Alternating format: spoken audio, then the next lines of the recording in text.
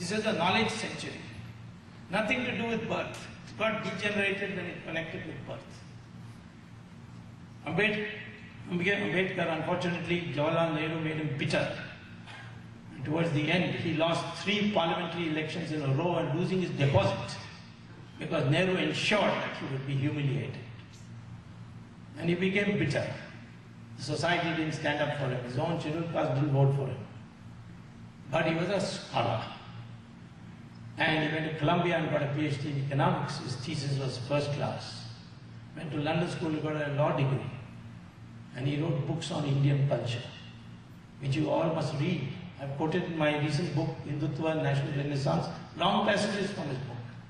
He should be declared by all the sadhus and sannyasis as the new Brahmin of India. That would be the way to rectify. Because he was a scholar, he was a man of learning, and he had no money, he had no weapons, he had no land. He qualifies. People come and tell me I must defend the Brahmins because these Dravida Kadagam people in Tamil Nadu are attacking them. I said, you are a Brahmin? He said, yes, I am very much a Brahmin. My father is Brahmin, grandfather Brahmin. I am pure Brahmin. So I said, where do you work? He says, I am director in Bata Shoe Company. But that's not a Brahmin. So you have to be a teacher or an intellectual of some kind, where you live by your knowledge and impart knowledge. So I don't think this system can be rescued. We should all become now, first and foremost, we'll worry about the system later. First and foremost of all, we must say, I am a Hindu and I am proud of it without any.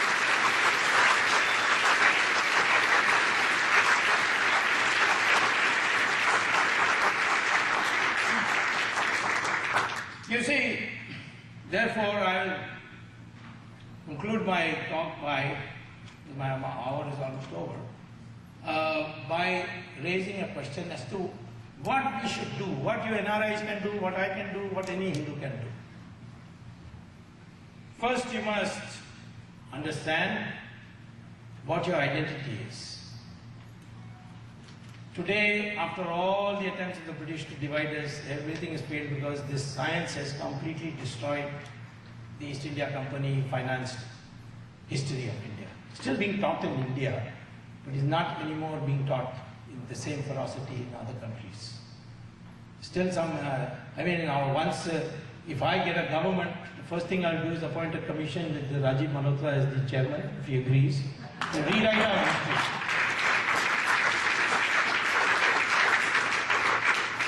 We need a new history book. According to the DNA research which is now published in reputed magazines of the world, like Nature, University of Houston in your state, the Indian has the same DNA. The structure of our DNA is the same.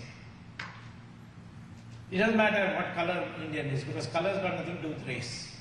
It is your exposure to the sun, it's pigmentation. Michael Jackson once went and took out all his pigmentation, he became a white man. You know Michael Jackson, you've seen his complexion. Pure white, the white man's white.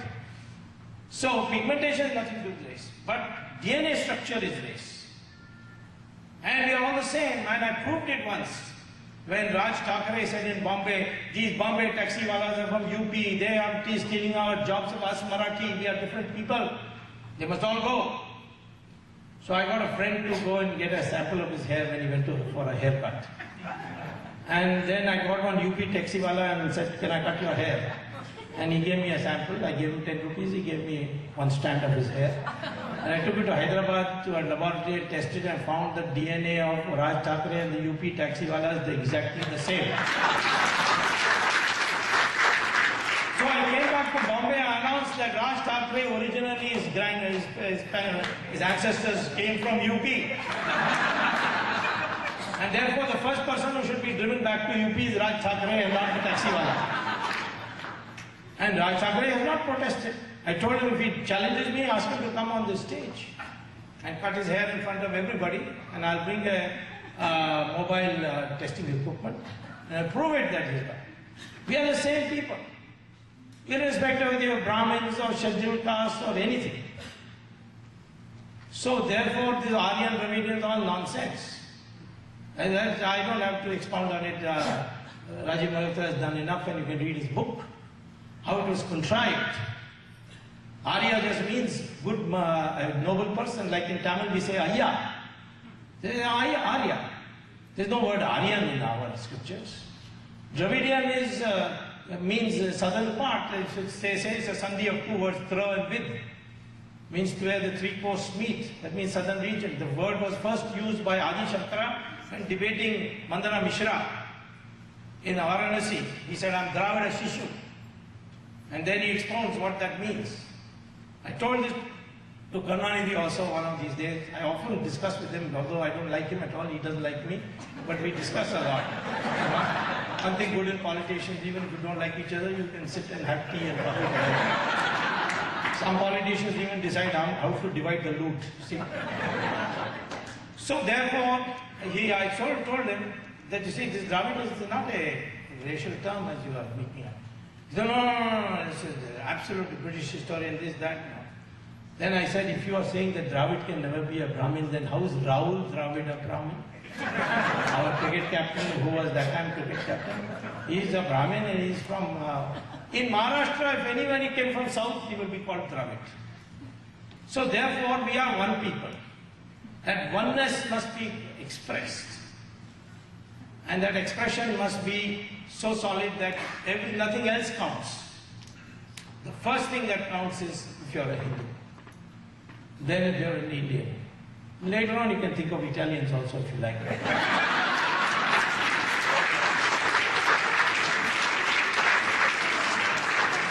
Our identity is, we are Hindus. That is our national identity. What is an Indian? An Indian is a Hindu or those others who acknowledge that their ancestors are Hindus.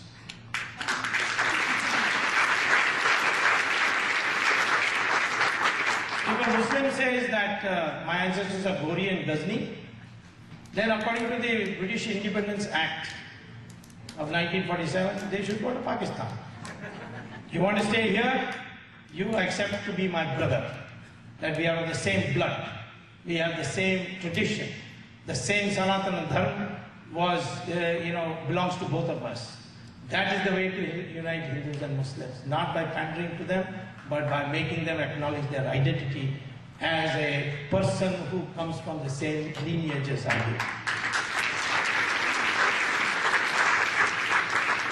Second, if there is one thing that NRIs can do, or any Indian can do, he says, I can't get to all this, learn all this Vedas and Brahmanas and Upanishads and so on. The only one thing I want to do, tell me what? Learn Sanskrit. Nothing else. Because the vocabulary of Sanskrit is everywhere. Even those who talk about Dravidian, Tamil and all that, they use Sanskrit words all the time. Again, quoting the example of Karnanidhi, the name Karnanidhi is Sanskrit name. They say for their election symbol as Chinnam, that is Sanskrit for chin. They say that their Chinnam is Udayan Suryan. What is this Udayan Suryan? Rising sun. That is Uday, Suryaj ka Uday. So these all 41% of the words in Tamil are common to Sanskrit. Karnanidhi said to me that the Sanskrit stole it from Tamil. I say it doesn't matter, it's common. Our script is the same, Devanagari and Tamil. You put ka and you want to put ki, you put a matra. You do it in Tamil, you do it in Sanskrit, in Devanagari also. So all these scripts have come from Brahmi. They are common. Every Indian language has the same phonetic principle as the Devanagari script. So everybody should learn Sanskrit and the Devanagari script. This is the second thing I would say for our identity.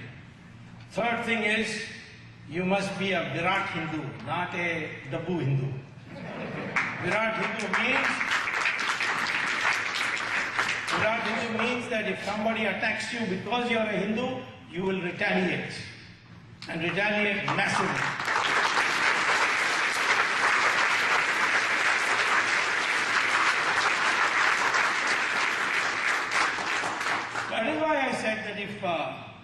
they drive out 500,000 Hindus from Kashmir, you send 1 million people back and make them settle down there. And let's see what they do. If the Bangladeshis infiltrate your country, take away 1/3 of their territory or tell them you take your people back. If the Pakistanis come and bomb Bombay, go and bomb those camps which you know exist in what is they call as the POK, or Pakistan or occupied Kashmir. So these are the ways we have to build a credibility. I admire the Israelis for that. I can say with great pride that the first time India exchanged ambassadors with Israel was because of my effort as a minister.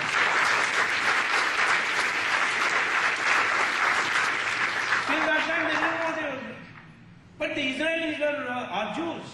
And what the Jews were before Hitler, they couldn't stand up to him because they were brought up differently. But that taught them a lesson. And today the new Jew, who is the Israeli, he has shown the world that even if he's 6 million and there are 150 million Arabs surrounding them, any of them can be defeated at any time. They're all well behaved. They don't trouble Israel at all because of their retaliatory power. Retaliation is an essence. So we are not just Hindus, but we are Virat Hindus. And finally, we must show our respect to gods by actively liberating our temples, not only from where they have been demolished, but also from the hands of the government.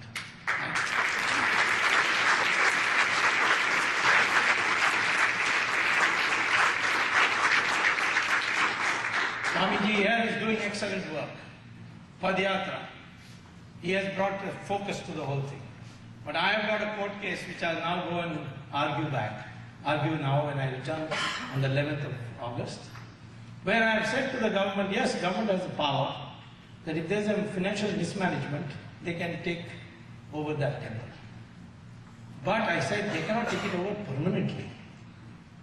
Tirupati was taken over in 1933, still in the government. And the money of the Tirupati is being used for building madrasas and subsidizing Hajj travel, even building churches when Rajshekar Reddy was there. So, same thing in Karnataka.